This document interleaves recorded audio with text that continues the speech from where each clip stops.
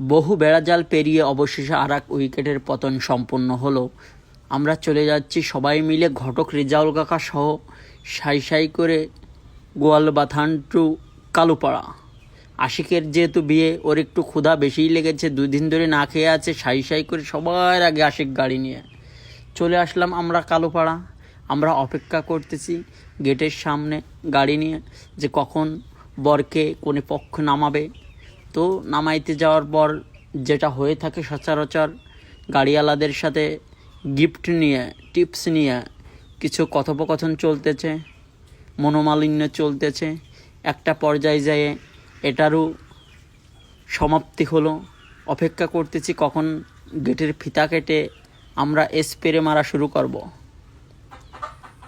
যে কথা সেই কাজ, দেখতে দেখতে শুরু হয়ে গেল গেট কাটার পর্ব। চলতেছে, আমরা অপেক্ষায় আছি।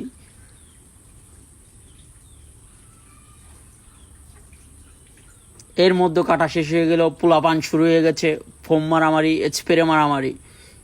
বর তো কোনোভাবে সাইড কেটে দূরে যেয়ে দাঁড়ালো, আর আমি যেহেতু ক্যামেরাম্যান, আমি নিরীহ মানুষ, আমিও সমস্ত ভিড়ের মধ্যে যাইনি, আমি দূর থেকে শুধু ভিডিও করেই যাচ্ছি। সব কিছুর সমাপ্তি শেষে খাটের উপর এসে বসলাম, খাওয়ার জন্য রেডি হলাম। এর মধ্যে বড়